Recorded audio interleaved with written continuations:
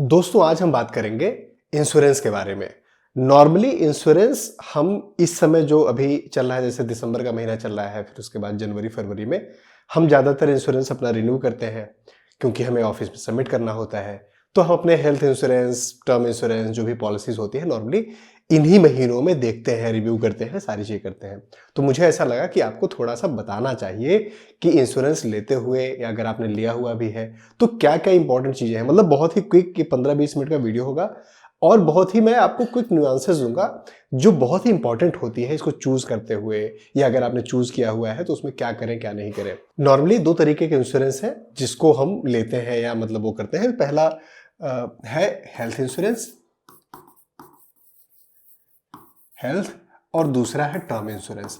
तो हम दोनों के बारे में थोड़ा थोड़ा बात करते हैं और अब समझते हैं कि कौन कौन सी मेजर मेजर ऐसी चीजें हैं जो हमें देखना है, सोचना है, समझना है, और उसमें क्या क्या प्रॉब्लम्स आती है, कैसे उसको रेक्टिफाई कर सकते हैं। हेल्थ इंश्योरेंस की बात सबसे पहले करते हैं। हेल्थ इंश्योरेंस में इंपॉर्टेंट चीज ये है कि सबसे पहला जो पहली प्रॉब्लम आती है एज अ यूजर, आपको जो प्रॉब्लम आती है कि हेल्थ इंश्योरेंस में रिजेक्शन होता है। बहुत सारे लोग जो हेल्थ इंश्योरेंस जब क्लेम करते हैं, टीपीए के पास जाते हैं, किसी हॉस्पिटल में उन्होंने अपना इलाज कराया, उसके बाद जब वो इंश्योरेंस क्लेम लेने जाते हैं या कैशलेस के लिए भी देखते हैं, हॉस्पिटल उन्हें बोल देंगे कि आपको हेल्थ इंश्योरेंस का क्लेम मिल जाएगा, लेकिन जब वो जाते हैं तो आपको क्लेम नहीं मिलता, रिजेक्ट कर दिया जाता है। बहुत सारे रीजन उसके हो सकते हैं। इस सिचुएशन को कैसे हैंडल करें, कैसे अवॉइड करें। दूसरा, जो आपका क्लेम अमाउंट है वो कम होता है। जैसे मान लीजिए आपका बिल हुआ 5 लाख रुपए का, आपका इंश्योरेंस क्लेम आया केवल और केवल 2 लाख रुपए का, या 2.5 लाख रुपए का, 3 लाख रुपए का। तो ऐसे बहुत सारे इश्यूज आते हैं। सबसे पहले इन दोनों चीजों पर बात करते हैं। हेल्थ इंश्योरेंस में एक तो है रिजेक्शन। अब रिजेक्शन जो है, रिजेक्शन मतलब बिल्कुल मना कर दिया कि ये आपको क्लेम मिलेगा ही नहीं, जबकि हॉस्पिटल कह रहा है कि इसमें मिलना चाहिए, डॉक्टर भी कह रहा है मिलना चाहिए। पहला इसमें रीजन होता है रिजेक्शन में। और जो आपको ध्यान देने वाली चीज है, जो हम इंश्योरेंस लेते हुए गलती करते हैं, तो अगर आपने इंश्योरेंस लिया है तो देखिए कि आपने ये चीज करी थी कि नहीं करी थी, और अगर आप लेने वाले हैं तो ये चीज जरूर देखिए, नॉन डिस्क्लोजर। नॉन डिस्क्लोजर एक बहुत इंपॉर्टेंट चीज है। तो बेसिकली क्या होता है, कंपनी ये बोलती है, अब हुआ क्या कि आपका एक्सीडेंट हो गया या आपको कोई प्रॉब्लम हो गई, अब आप तो हॉस्पिटल पे एडमिट हो गए, आप तो नहीं इंटरेक्ट कर रहे हो ना, आपके बिहाफ पे आपका भाई, आपकी वाइफ, आपके फैमिली मेंबर्स वो इंटरेक्ट कर रहे हैं इंश्योरेंस कंपनी वालों से। उन्होंने पूछा कि अच्छा जी बताओ, पहले इनको क्या क्या चीज़ें थी, कभी पहले इशू हुआ था, नहीं हुआ था, कोई मेडिकल हिस्ट्री थी। तो आप उसकी, आपकी वाइफ ने बताया कि हाँ पहले ये मतलब मेडिसिन इनको 5 साल पहले मेडिसिन खाते थे, या एक बार एडमिट हुए थे, हॉस्पिटलाइजेशन हुआ था, इनको लूज मोशन हुए थे और बहुत ज़्यादा, और ये एडमिट हुए थे। अब जब आपने हेल्थ इंश्योरेंस लिया था तो आपने ये डिस्क्लोज नहीं किया था। आपने नहीं डिस्क्लोज किया था कि आप किसी तरीके का कंटिन्यूस मेडिसिन खा रहे हैं। आपने नहीं डिस्क्लोज किया था कि आपने हॉस्पिटलाइजेशन आपका हुआ था, क्योंकि आपको लगा ऐसा करके आपका प्रीमियम थोड़ा सा कम हो जाएगा। प्रीमियम कितना कम हुआ? प्रीमियम आपका 25,000 रुपये जाना था, अब प्रीमियम आपका 23,000 हो गया, 22,000 रुपये हो गया। 2,000 2,500 रुपये आपने बचा लिए, लेकिन इसकी वजह से पूरा का पूरा क्लेम आपका रिजेक्ट होगा नॉन डिस्क्लोजर। जरूरी नहीं है कि जिस चीज के लिए आप एडमिट हो रहे हो उसी चीज से रिलेटेड आपका डिस्क्लोजर हुआ हो। किसी भी तरीके का डिस्क्लोजर होगा, कंपनी मना कर देती है। तो सबसे इंपॉर्टेंट चीज है कि जब भी आप हेल्थ इंश्योरेंस लें, और अगर आपने ले लिया है तो दोबारा से उनको बात करके ये सारी चीजें अपडेट करवाइए। इंपॉर्टेंट है, जब आप ले रहे हो तो उस समय तो जरूर करना चाहिए। जितनी भी चीजें हैं, मतलब रिलेवेंट, इररिलेवेंट, सब कुछ बताइए उनको।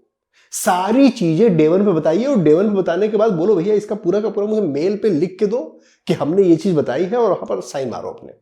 और वो चीज लिख के देते हैं। जब आप हेल्थ इंश्योरेंस लेंगे तो नॉर्मली मेडिकल टेस्ट के अलावा ये सारी चीजें भी करते हैं। उसमें बताइए कि आप स्मोक करते हो तो बताओ स्मोक करते हैं, अल्कोहल पीते हो तो बताओ अल्कोहल पीते हो, कोई दवाई आप लेते हो तो बताओ। नॉर्मल छोटी सी चीजों की आप दवाई लेते हो, मतलब सरदर्द आपको अक्सर होता है और आप सरदर्द के लिए कोई दवाई लेते हो, नेक्स्ट ड्रॉप आप खाते हो, जो भी आप मेडिसिन ले रहे हो आपको बताना ही बताना है। मतलब उसमें कोई भी आपको कोताही नहीं करनी है। हर तरीके का, कोई आपके, जैसे मान लो आपको पहाड़ पे चढ़ने का, ट्रैक करने का बहुत शौक है, तो हॉबीज पूछते हैं वो आपको कि आपके हॉबीज क्या क्या है। आप बताओ कि मुझे पहाड़ पे जाने का शौक है। एक्सीडेंट होगा तो भाई साहब हेल्थ इंश्योरेंस, गिर गए, चोट लग गई कम से कम, ये अदरवाइज फिर वो हैजार्ड में, मतलब ये लाइफ हैजार्ड वाले गेम है, उसमें आप जाते हो और आपका क्लेम रिजेक्ट कर दिया जाएगा। तो इंपॉर्टेंट है जो भी चीजें, जितनी भी चीजें आपकी जिंदगी में हुई है, कभी हॉस्पिटलाइजेशन हुआ है, आपका हॉस्पिटलाइजेशन हुआ था हार्निया के ऑपरेशन के लिए, डेंगू हो गया था जी 5 साल पहले, आपको याद है तो बताइए। क्योंकि जरूरी नहीं है कि आप तो उस टाइम पे हॉस्पिटल में रहेंगे, आपकी वाइफ को, आपके भाई को, आपके पेरेंट्स को याद होगा, वो बता देगा आपका क्लेम रिजेक्ट। तो इंपॉर्टेंट चीज है कि ये डिस्क्लोज आपको करना है सब कुछ। स्मोक करते हैं, स्मोकिंग के लिए बताइए, अल्कोहल लेते हैं, अल्कोहल के लिए बताइए, जो आपकी रूटीन है, हैबिट्स है, कभी आपने डिप्रेशन की मेडिसिन खाई, नॉर्मल आपको खुजली होती है लेकिन आपने उसके लिए स्किन पे कुछ प्रॉब्लम थी और उसके लिए आपने मान लो साल भर 6 महीने मेडिसिन खाई थी, डिस्क्लोज करिए, सारी चीज डिस्क्लोज करिए। छोटा सा ऑपरेशन हुआ है अपेंडिक्स का, गॉल ब्लैडर निकाला गया, कोई रिलेशन नहीं है इसका, सर में चोट लग गई, इसका कोई रिलेशन नहीं है, मतलब आपका गॉल ब्लैडर निकाल गया, आपको बता के रखना है, ये इंपॉर्टेंट चीज है। 25% of the total claim rejected, जितने भी रिजेक्ट होते हैं उसमें 25% तो नॉन डिस्क्लोजर की वजह से होते हैं। तो नॉन डिस्क्लोजर बहुत ही ध्यान से आपको लेना है। दूसरा इंपॉर्टेंट कि ये बोलते हैं कि जरूरत ही नहीं थी, हॉस्पिटलाइजेशन की जरूरत ही नहीं थी, हॉस्पिटलाइजेशन की जरूरत ही नहीं थी। जैसे मान लो अब क्या हुआ कि आपकी वाइफ है और आपकी वाइफ को प्रॉब्लम हुई, सर दर्द बहुत ज़्यादा कर रहा था और फिर वो फैंट हो गई, बेहोश हो गई। आप हॉस्पिटल ले गए और हॉस्पिटल ले जाने के बाद हॉस्पिटल वालों ने आपको बोला कि इसको तो हम रात भर ऑब्जर्वेशन में रखेंगे, मतलब एक दिन ऑब्जर्वेशन में रखेंगे और अगले दिन डिस्चार्ज कर देंगे, अगर कोई प्रॉब्लम नहीं हुई तब तक हम टेस्ट वेस्ट कर लेते हैं।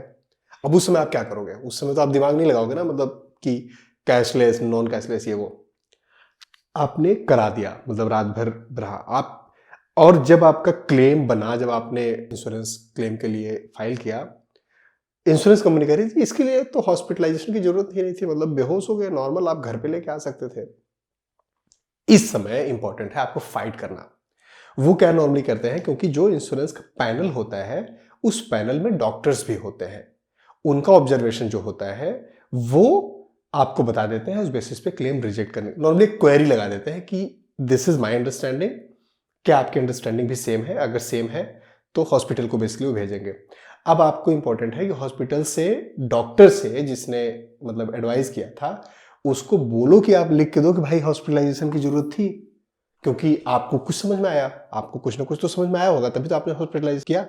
और यहां पर एक और इंपॉर्टेंट फैक्टर होता है जो आपके लिए काम आएगा, कि जब ऐसे केसेस में आप लेकर जाओ तो आप जहां पर रहते हैं उसके आसपास आपको पता है ना कि कौन कौन से हॉस्पिटल्स हैं, कौन कौन सी क्लिनिक्स हैं, उसमें आपके पास जो भी इंश्योरेंस है देख लीजिए कि उसका कैशलेस कहां कहां पर है, मतलब जिसको हम बोलते हैं कि नेटवर्क हॉस्पिटल्स, उसके नेटवर्क हॉस्पिटल्स में जो जो है उनका लिस्ट पहले से आपके पास रखना चाहिए, याद रखना चाहिए। जैसे मैं यहाँ पर रहता हूँ, नोएडा में रहता हूँ, मुझे पता है कि जेपी है, बहुत अच्छा हॉस्पिटल है, मेरे बच्चे की डिलीवरी भी वहीं हुई है, हम अक्सर जाते हैं वहाँ पर, और वो मेरे हेल्थ इंश्योरेंस में कवर भी है। अब मुझे कोई भी चीज़ होगी मेरा दिमाग सबसे पहले वहीं जाएगा कि वहाँ ले चलते हैं, जेपी ले चलते हैं। अब अगर उन्होंने रिजेक्ट कर दिया कि हॉस्पिटलाइजेशन की जरूरत नहीं थी, तो भाई साहब मैं तो आपके नेटवर्क हॉस्पिटल में लेकर आया, और नेटवर्क हॉस्पिटल में लेकर आया तो आपके जो हॉस्पिटल्स हैं, जो आपके नेटवर्क हॉस्पिटल है, उनको तो सही एडवाइस देना चाहिए ना। अब आप दोनों आपस में निपटो, मुझे तो मेरा क्लेम चाहिए, मैं तो कंज्यूमर कोर्ट जाऊंगा।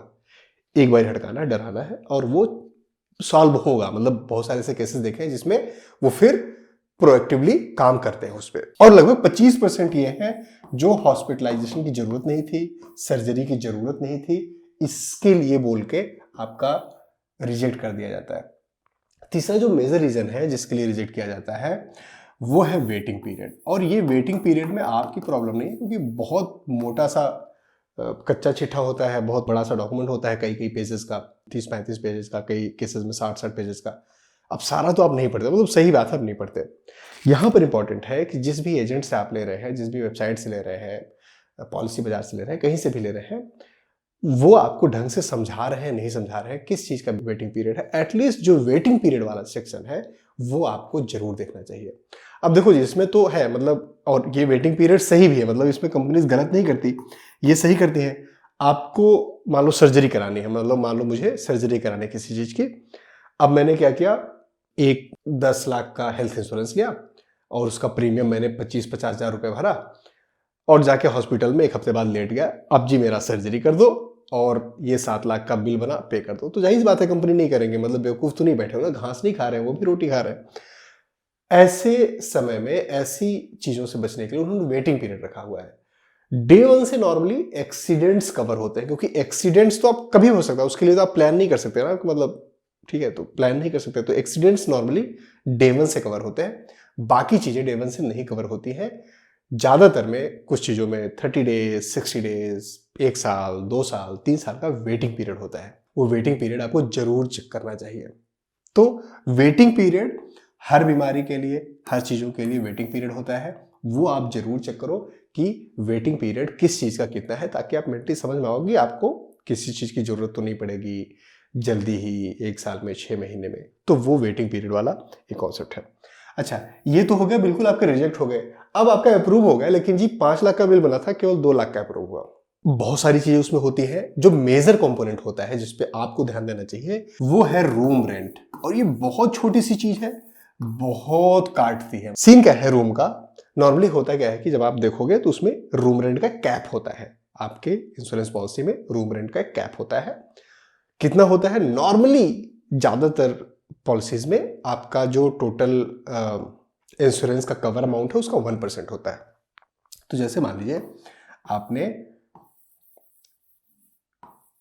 10 लाख का एक हेल्थ इंश्योरेंस लिया हुआ है, तो इसका 1% मतलब करीब 10,000 पर नाइट का कमरा आप अफोर्ड कर सकते हैं हॉस्पिटल में, उसके ऊपर कोई चार्ज नहीं लगेगा।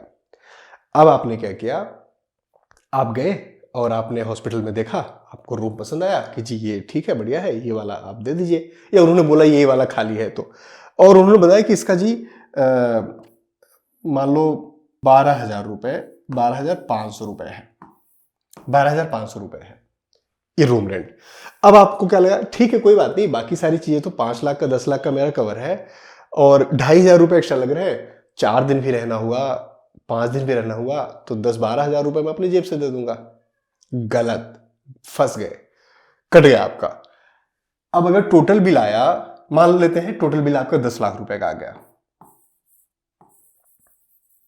10 लाख का आपका बिल आ गया।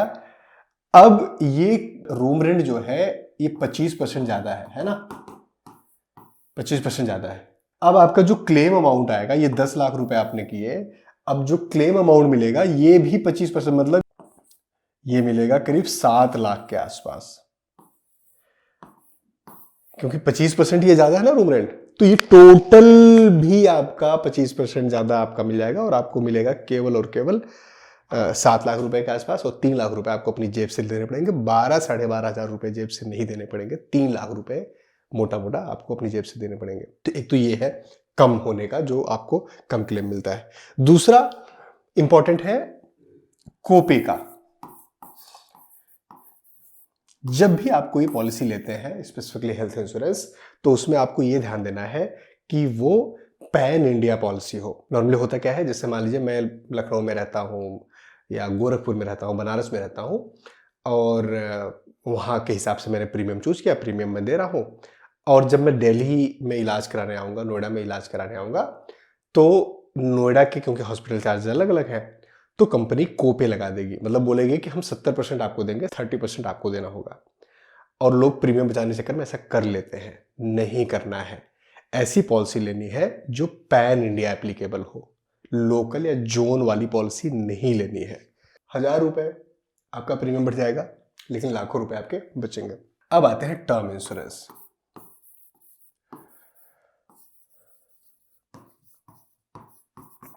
अच्छा, टर्म इंश्योरेंस तो भाई साहब आप तो मर गए हो, आप तो हो नहीं, तभी तो टर्म इंश्योरेंस का क्लेम आपकी फैमिली के लोग ले रहे हैं।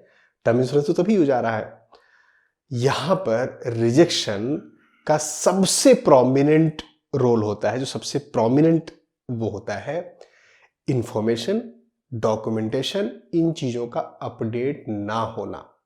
तो जैसे अगर आप मान लो LIC से अगर लो टर्म इंश्योरेंस, LIC इतना स्टार्टिंग में ही आपको परेशान कर देगा ना, ये वाला टेस्ट, वो वाला टेस्ट, जो भी चीजें हैं, ये डॉक्यूमेंट वो डॉक्यूमेंट। इसलिए आप देखोगे तो LIC में नॉर्मली आपको अच्छा मतलब उसका डिसबर्सल रेट अच्छा होता है, मतलब क्लेम रेशियो अच्छा होता है। तो टर्म इंश्योरेंस लेते हुए सबसे पहली चीज आपको डॉक्यूमेंटेशन पूरी कंप्लीट करनी है।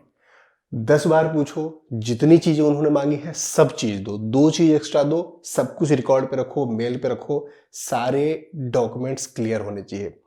क्योंकि जब टर्म इंश्योरेंस का क्लेम लेने का टाइम आएगा, आप अवेलेबल नहीं रहेंगे, तो आपको पहले से वो प्रिपरेशन करके रखनी है। अच्छा, दूसरा, इसमें भी नॉन डिस्क्लोजर आता है। भाई साहब, आप स्मोक करते थे, आप शराब बहुत पीते थे, दबा के रोज रोज रोज शराब पी रहे हैं, शराब पी के आप मर गए। लेकिन जब आपने टर्म इंश्योरेंस लिया था तब आपने उसमें नहीं बताया था कि मैं डेली शराब पीता हूं। अब कंपनी क्या बोलेगी, ये तो भाई सब शराब पी के मरे हैं और इनका लीवर डैमेज है, पोस्टमार्टम हुआ, ये रिपोर्ट है, लीवर डैमेज है, ये चीजें हैं, हम तुझे क्लेम नहीं देंगे। अब आपने पूरी जिंदगी उनको पैसे दिए और जिसके लिए आपने टर्म इंश्योरेंस लिया था, आपकी छोटी सी गलती की वजह से आपको लगा अगर मैं अल्कोहल वाला नहीं बताऊंगा, अगर मैं स्मोक वाला नहीं बताऊंगा तो मेरा प्रीमियम कब बनेगा। और उस 1000 रुपए, 2000 रुपए, 5000 रुपए प्रीमियम कम करने के चक्कर में आपने जो भी प्लानिंग थी टर्म इंश्योरेंस की, जो भी आपका थॉट प्रोसेस था, सब खराब कर दिया, गलत कर दिया। सारी चीजें डिस्क्लोज करना इंपॉर्टेंट है, बहुत इंपॉर्टेंट है अगर आप अपने परिवार को सुरक्षित रखना चाहते हैं। तो non disclosure is very important, documentation is very important. तीसरा, ऐसी कंपनी से टर्म इंश्योरेंस लीजिए जो इंश्योरेंस की ही कंपनीज है। बहुत सारी ऐसी कंपनीज हैं जो औने पौने काम कर रही होती हैं, 50 काम कर रही होती हैं, उनसे टर्म इंश्योरेंस नहीं लीजिए। ब्रांड हो, थोड़ा प्रीमियम ज्यादा हो, कोई बात नहीं, लेकिन टर्म इंश्योरेंस उनसे लीजिए जिनका ट्रस्ट है, जिनकी वैल्यू है मार्केट में, ताकि कंपनी बंद होने के चांसेस कम हो। ऐसा ना हो कि वो बाद में क्लेम मिलेगा नहीं, तो ये इंपॉर्टेंट चीज है। अच्छा, तो ये तो मतलब मोटा मोटा हो गया कि रिजेक्शन क्यों होता है, कम क्यों होता है। अब टर्म इंश्योरेंस लेते हुए एक चीज और ध्यान देना चाहिए कि आपको कितने का टर्म इंश्योरेंस लेना है। टर्म इंश्योरेंस जितनी आपकी साल की इनकम हो उसका 20 गुना लेते हैं तो अच्छा रहता है। टर्म इंश्योरेंस क्या घर में जितने लोग हैं सबको लेना चाहिए? हेल्थ इंश्योरेंस सबको लेना चाहिए। मान लो अगर एक घर में 5 सदस्य हैं, 5 मेंबर्स हैं, तो उन पांचों को हेल्थ इंश्योरेंस लेना है। मतलब आप एक हेल्थ इंश्योरेंस लीजिए जो फैमिली फ्लोटर हो या सबका अलग अलग हो, जैसी आपकी सहूलियत हो। मैंने इंश्योरेंस के लिए मतलब वीडियोस भी बनाया हुआ है हेल्थ इंश्योरेंस और इन चीज़ों के लिए, वो डिटेल में आप देख सकते हो। लेकिन हेल्थ इंश्योरेंस सबके लिए, टर्म इंश्योरेंस केवल उनके लिए जो अर्निंग मेंबर हो या जिन पे डिपेंडेंसी हो, जिनकी लायबिलिटीज हो। अब लायबिलिटीज दो तरीके, मान लो आप इतने ठीक ठाक फैमिली से हो कि आपके पेरेंट्स को कभी आपके पैसों की जरूरत पड़ेगी नहीं, मत लो टर्म इंश्योरेंस। लेकिन अगर अपनी फैमिली को सिक्योर करना चाहते हो, ओवर सिक्योर करना चाहते हो, तो टर्म इंश्योरेंस चाहिए। बच्चे का भी टर्म इंश्योरेंस ले लें, नहीं, उसकी कोई लायबिलिटी नहीं है, उसकी जरूरत नहीं है, आपके टर्म इंश्योरेंस की जरूरत है। तो ये छोटी छोटी बातें हैं जो बहुत इंपॉर्टेंट बातें हैं जब भी इंश्योरेंस आप परचेस करें। अभी ये समय है जो मतलब दिसंबर से लेकर फरवरी तक, उस समय आप बार बार देखेंगे, बार बार रिवाइज करेंगे, कुछ लोग अमाउंट को इंक्रीज करेंगे, डिक्रीज करेंगे, वो सारी चीजें इंपॉर्टेंट है, इन बातों का ध्यान रखें। इंश्योरेंस इतनी इंपॉर्टेंट चीज है, मैं सबको सजेस्ट करता हूं, किसी भी सेविंग से पहले, किसी भी तरीके के इन्वेस्टमेंट से पहले इंश्योरेंस जरूर लेना है आपको। और इंश्योरेंस लेने के बाद हमें कमेंट करके बताइए किस कंपनी का इंश्योरेंस आपने लिया। हमारी वीडियोस को देखते रहिए, अपना और अपनों का ख्याल रखिए। Thank you. जय हिंद।